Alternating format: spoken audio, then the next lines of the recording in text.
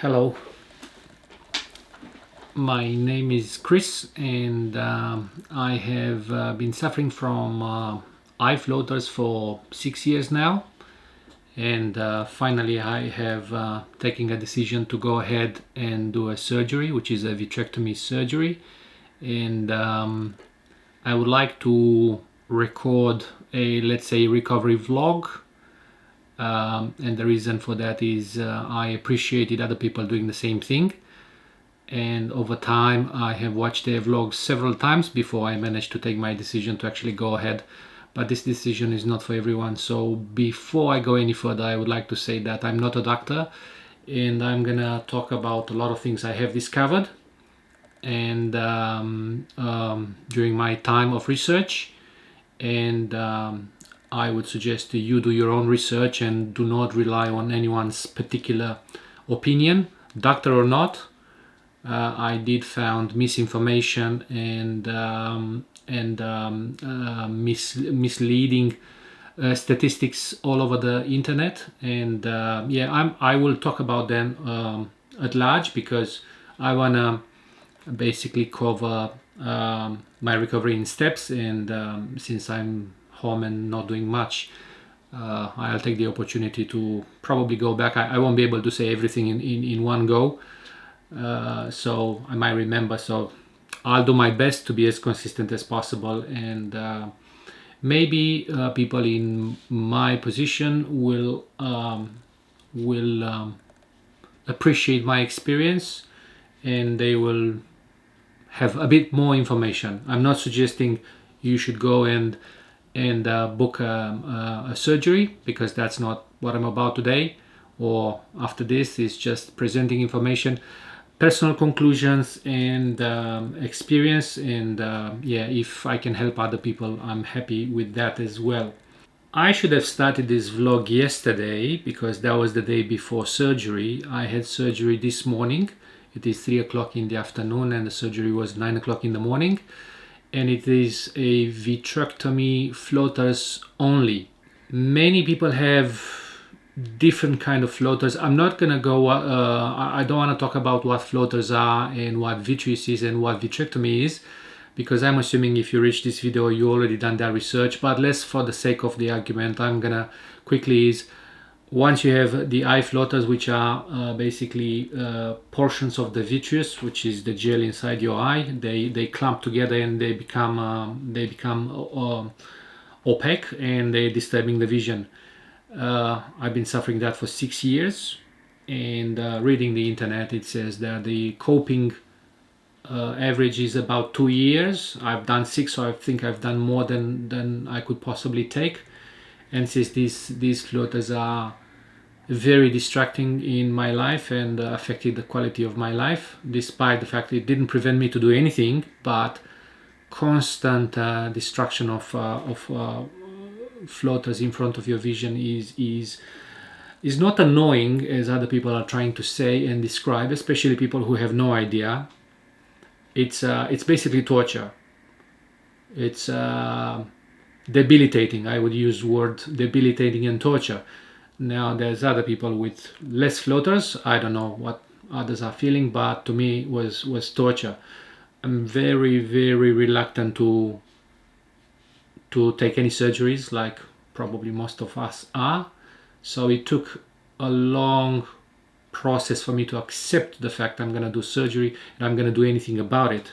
Yeah, I have read over time. I think I read everything there was to be read on the internet available. I read statistics, watched vlogs, presentations from all sorts of doctors. I read and I watched everything twice. So I try to find enough information to help me with my decision. And I have to admit, and I want to refresh the message that I'm not a doctor. I will just present my speculations, my personal interpretation and understanding of the information. There's definite a number of doctors over the world that have done some studies around vitrectomy surgery and risks and effects, and what's the best way to go about it. Should you operate? Shouldn't you operate? What happens and what types and what not? And I found all the numbers of these statistics, how many people recover, how many people have complications. All these statistics are individual, they are not consistent. So I don't think any of the studies done before is a true measurement of what's going on out there. And I'll give you examples later. Because I found statistics from some of the most respected professionals in the industry, and they still, if you go and drill when they've done the statistics and how many people they measured and for what period of time, it's actually not going to give you the proper image, but it gives you something to reflect on. Moving forward, I would like to actually start with the beginning of my experience.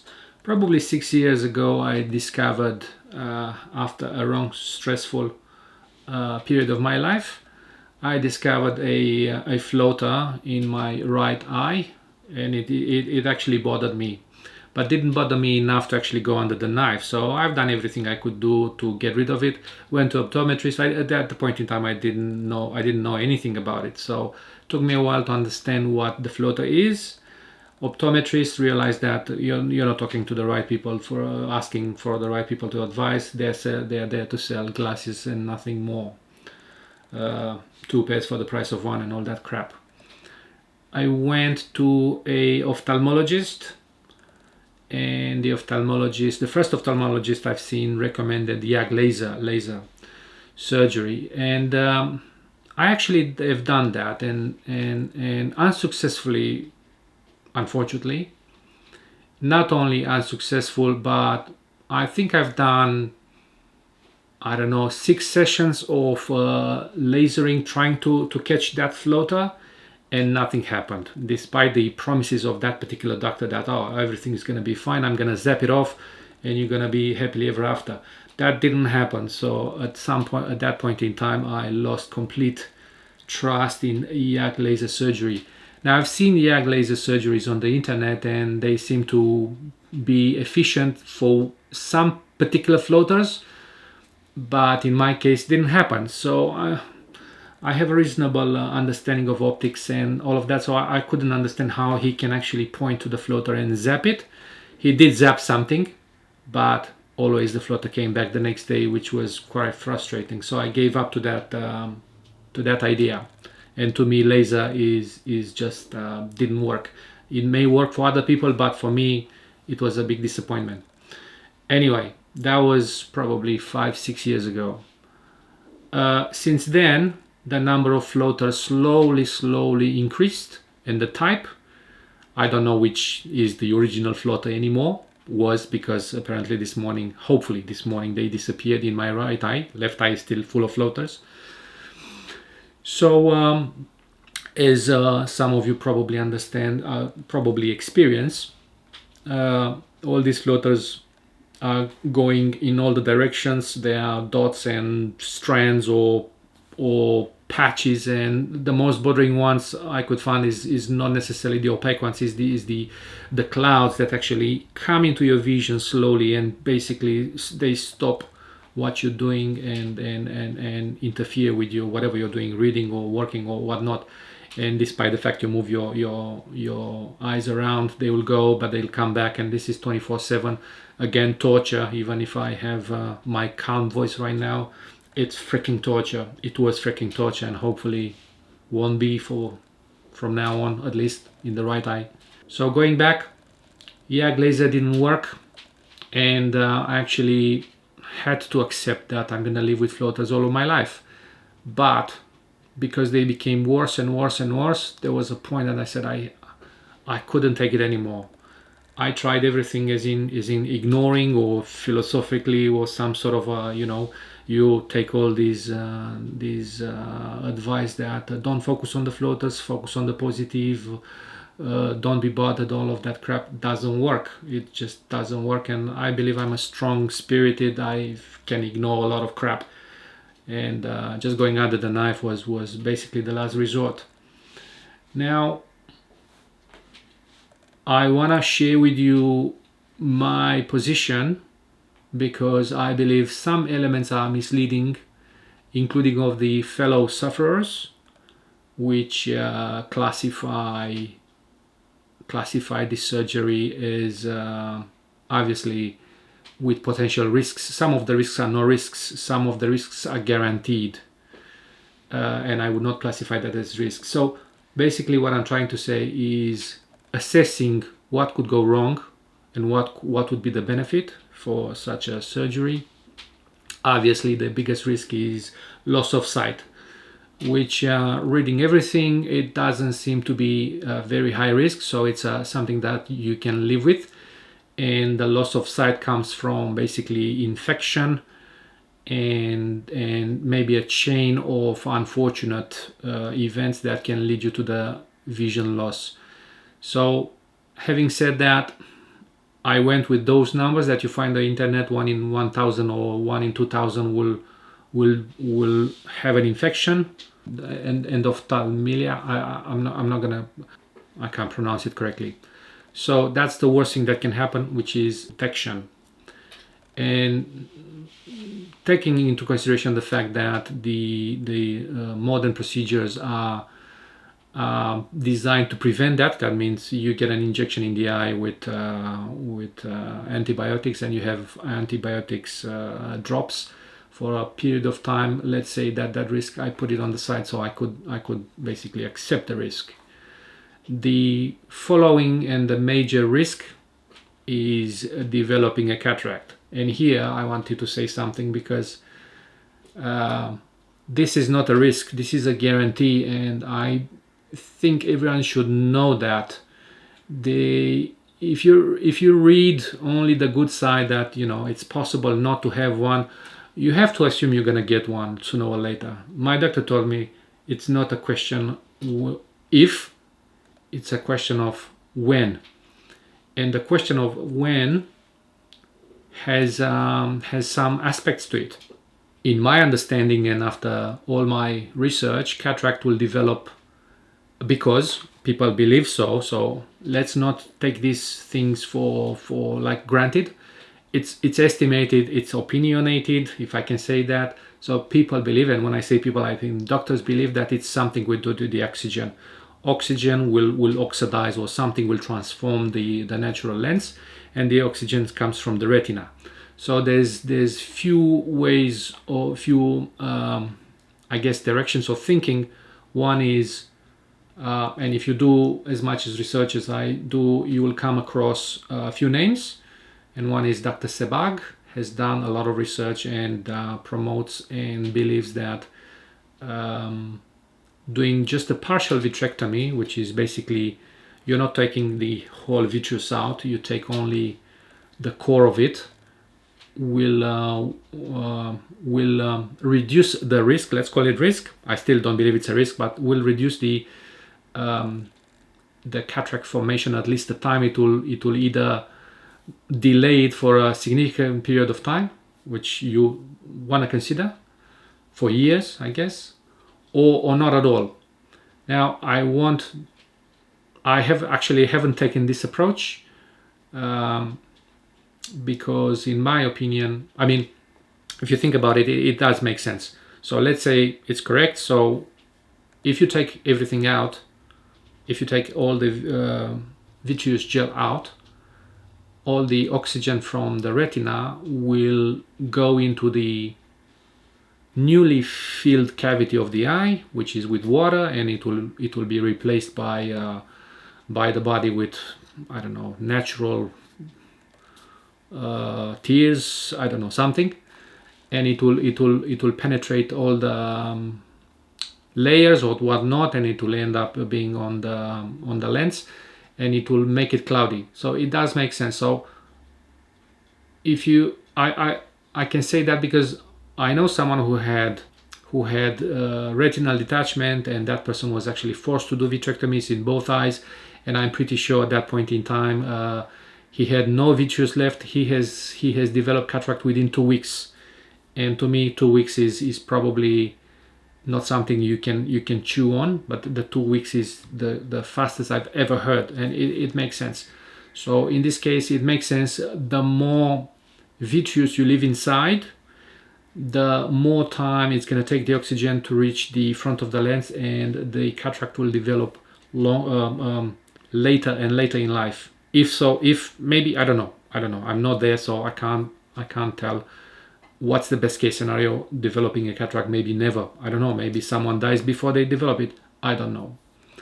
I didn't take that approach, so I have chose a PVD, post-vitreous detachment induction, during the procedure, which means that the doctor will take from the vitreous as much as possible, and it will peel the vitreous from the retina, because the vitreous is, I like to use the analogy like the egg white in the egg.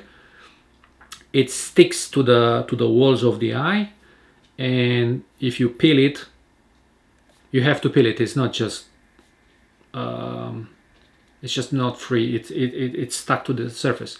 So in order to get rid of it, you have to peel it. So this is where the other risk of vitrectomy comes into discussion, which is the retinal tear. So if you're trying to peel this vitreous, of course you have to pull it somehow, and they have techniques not to pull front or back, or just try to peel it like you would peel, I don't know, a tape from a surface.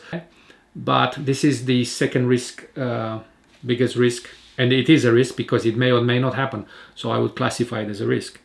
So retinal tears are the other significant risk for vitreous, for vitrectomy. And I chose to do it because my doctor told me that, and I came myself to that conclusion. It's better in a way to accept the fact you're going to have a cataract sooner, but you eliminate the potential further developing of floaters and the potential retinal detachment when you're not operating. So operative, after. Okay, I'm not using the proper medical terms, but you'll have to understand. So let's say if you don't have a PVD induction, you are open to have floaters later, and you are still open to the risk of having retinal detachment at some point in time in the future. That doesn't eliminate anything. We're not talking about absolutes here. You could have retinal detachment even if you include PVD, but the risks are lower. So it made sense to me to go with the PVD, and since I've already accepted that I'm going to get a cataract within a couple of years, I'm going to stop again and say, do not take my advice literally and do your own research, because these are the two main way of thinking, in my opinion. Vitrectomy for floaters with PVD or without PVD. PVD, post-vitreous detachment. Accepting the consequences is a part of the process. So these risks, you cannot control these risks. You're not the doctor, you're not the surgeon, you don't know what's going to happen. Accepting a reasonable risk and accepting the consequence is the proper way, in my opinion, to take a decision to go with the surgery or not. So you need to balance it for yourself if you're contemplating to do it. So I know I'm going to get a cataract, and I'm already content with the fact that I'm going to have cataract in both eyes, and I'm only 45 at this point in time. So to me, continuing my life with floaters and having 2 cataract surgeries, I balanced what's the benefit, and I chose to accept the cataract surgeries. And before you go any further, you need to understand what cataract surgery is, and try to eliminate all the myths, and everything is nice and easy with the cataracts.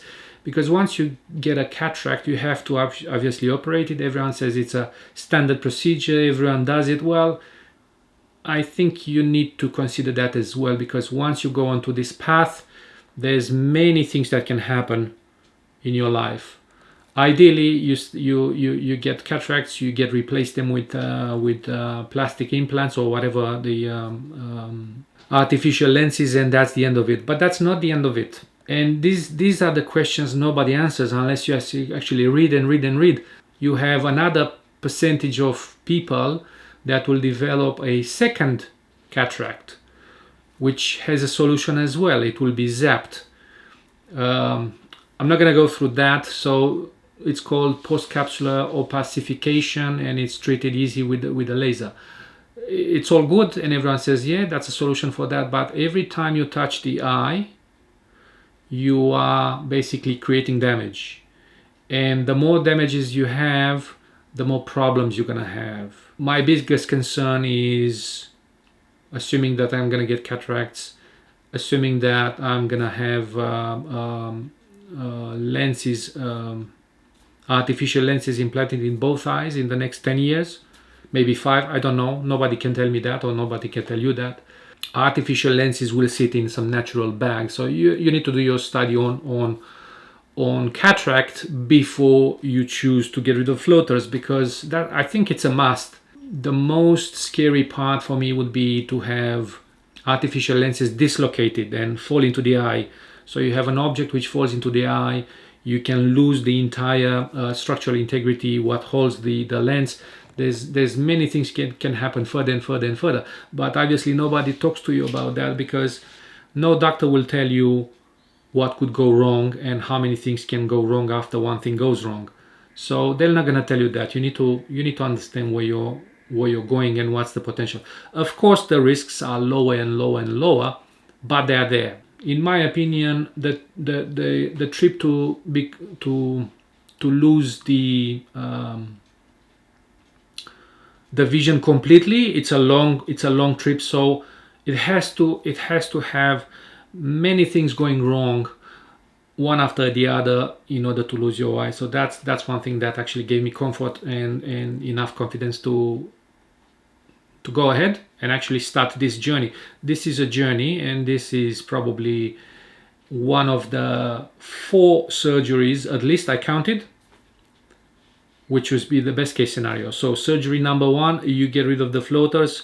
Surgery number 2, within a few years, you're gonna get a cataract surgery, and hopefully that will be the end of it. Worst case scenario, you have problem further with the implants, and you have to do another surgery, which is a simple surgery, is just laser, and hopefully that would be the end of the second worst case scenario. But that's not it, because you can go even further. So if someone punches you in the eye after you had that and the lens dislocates, you're gonna have a big problem. There's a solution for that too. They can actually take the lens and sew it to your eye somehow and all of that, or they can get rid of it, or they can put a new lens in front in the anterior chamber. There's many things that can be done in order to save your eyesight. I think I spoke already for 25 minutes and I haven't even started my recover journal. So this is the background, where I'm coming from, and I probably remember stuff over the few next reports. I intend to do this in several sessions. So let's say today is day 0, which was supposed to be yesterday, to give you the background and the context and some conclusions and whatnot. And today is the, let's say, episode 1, day number 1 after surgery. So after all of this, I decided to go with the surgery and went to a doctor, which I chose, and I didn't want to say to anyone, I chose this doctor because he has a YouTube channel, and I'm a YouTube fan, and I actually saw the surgery performed on someone else, and that gave me confidence. So this person has filmed a vitrectomy surgery for floaters, and I watched that many times, and it takes a long time to actually accept that's gonna happen, or that's gonna happen to you. So yeah, that's basically it. After that, did enough research and see reviews and all of that, and saw this doctor for a couple of times before I actually went ahead with the surgery. I saw this doctor, I don't want to give names now, but I've seen this doctor 2 years ago with the same problem. I was in pain, not physical pain. I mean, there's a bit of physical pain for those of you who actually experience pain. At the end of every day with floaters, basically the head hurts. You had head pain. I do. So there's good days, there's bad days. So after a horrible time, I went and saw him, and he presented some options and said, ideally you shouldn't operate, but that didn't, I mean, it took another 2 years to actually go back to him. And ideally I didn't operate, but that didn't fix the problem, so I had to reconsider going. I saw him this year. This is December 2020, so I saw him in 2018. I got scared, didn't want to go back, all of that. Another 2 years, slowly more floaters, both eyes. So at this point in time, as of yesterday I had both eyes with significant floaters all the time, 24/7. Again, people who experience floaters, they know what I'm talking about, so I'm not gonna go and whinge about it too much. It's just a pain.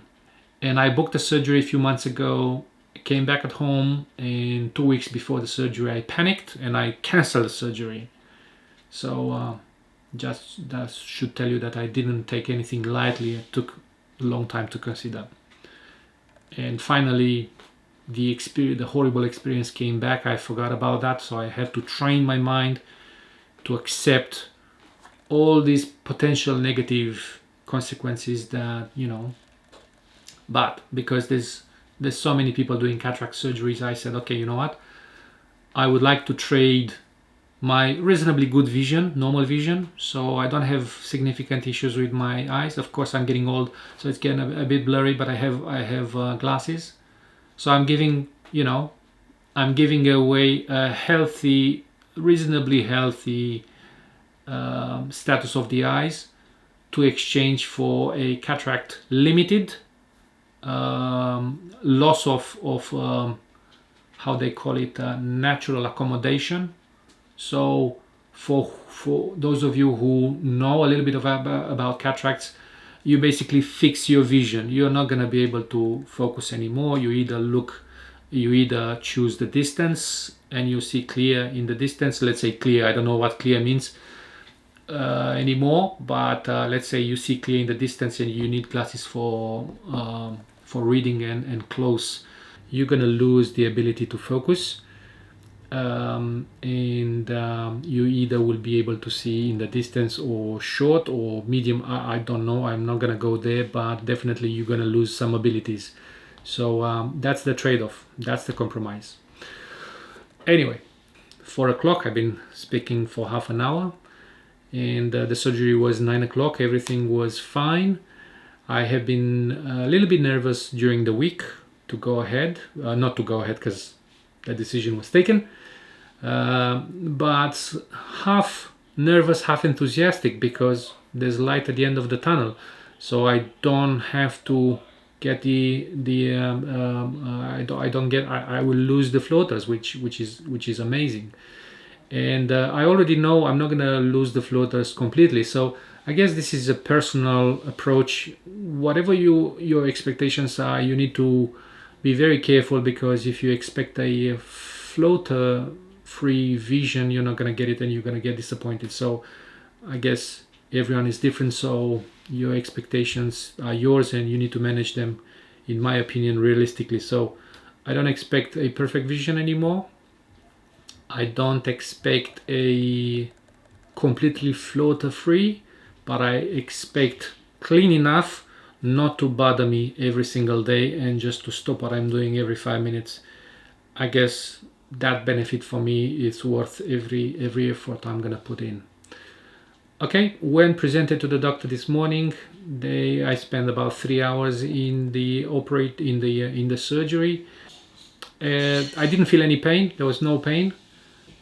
So basically it was local anesthetic, just this part of the face I couldn't feel, and it's getting back now. I mean, it's been a few hours. They made an injection in my vein and apparently they sedated me. I didn't feel that sedation too sedative, but apparently they managed to do an injection in the eye, and I wasn't aware of it because even the anesthesiologist told me that you're not going to be aware of it, but you're going to be out for a few minutes. I'll give you the injection. You're going to wake up. You're going to be a little bit trippy, and you're not going to feel anything, and you're going to see a bunch of lights. It's going to seem to you for 10 minutes, but it's going to take half an hour. So I felt that. So once I I got this numbing of the eye and the face. They put me into the operating theater, covered my face. Funny thing is that I was expecting to perceive 10 minutes, but I actually perceived the entire 30 to 40 minutes as it took. So because I went through vitreolysis, which is the laser surgery before, which was quite interesting. When you do laser surgery, you see everything because you're not having a numb eye, and you see all these lights and fireworks and all of that. It's actually quite interesting because you see reflections. You see, it's a spectacle of color, if you can say that. It's a spectacle of color. In this case, it's not. It's just a blank gray, sometimes lighter, sometimes less light. You can see some shades moving around, you barely see what's going on just for a few seconds. Some reflections of the doctors, and